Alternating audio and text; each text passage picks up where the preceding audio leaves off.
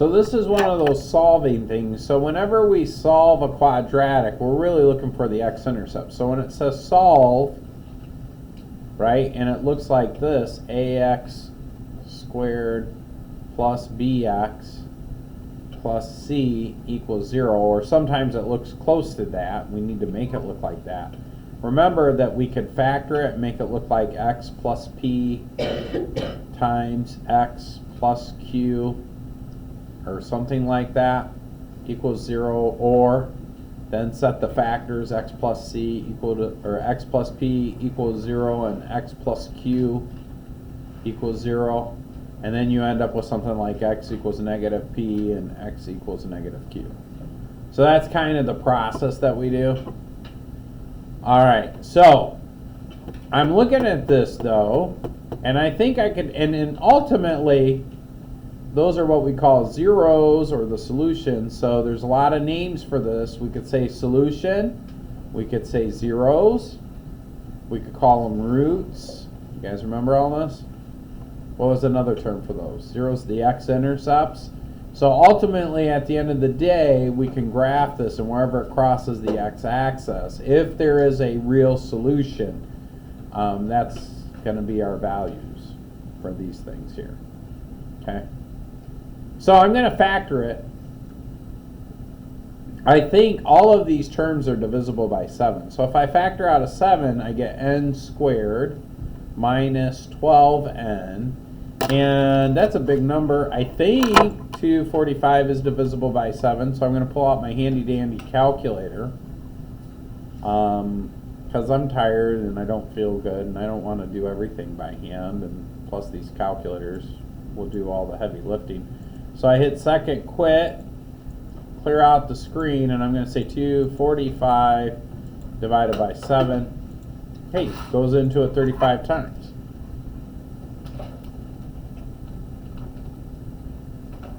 And that equals 0. So now if I divide this by 7 and divide this by 7, over here I get 1. 1 times the stuff in the parentheses is just the stuff in the parentheses. And then 0 divided by 7 is 0. Cool. So now I'm going to factor that. I'm going to say maybe something plus something times something plus something will equal n squared minus 12n plus 35. Remembering that the first term goes in the first box, the last term goes in the last box, I know that n times n equals n squared. Now 35 is an interesting number because you really can only multiply 7 by 5. But I also remember that this term here plus this term here has to add up to this term. All right, so how do I get a negative 12? Well, this has to be negative 7, and this has to be a negative 5, because negative 5 times negative 7 is actually a positive 35. But then when I multiply this out, I get a negative 5n, and then negative 7 times n is negative 7n. And when you add those up, negative 7n, that's a 7. It doesn't look like a good 7, but it is.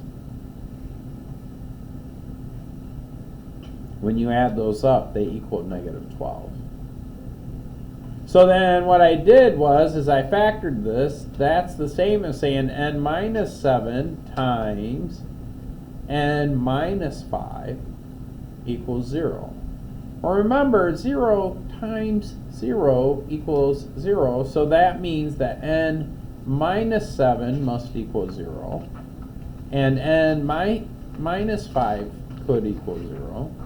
And then I add 7 to both sides on this one, and I get n equals 7. And then if I do the same thing over here, I add 5 to both sides to get 5 away from the n, and I get n equals 5. Now those are the zeros slash solutions slash roots, blah, blah, blah, blah, blah. How do I double check it? Desmos. So, I don't want to do it that way. Let's go back here. I'm just going to graph it, the original equation, but I can't say n, so I'm going to say 7x squared minus 84x plus 245 equals 0, just to make sure. Look where that thing crosses. At 5 and at 7. You think this is a game? You think I'm playing around over here? I don't know why you came to school today, but I came to do math. This is what I do. I solve equations. Okay? So it works. That's the answer. So which option is that? Let's see. Now normally it's written in numerical order. 5, 7.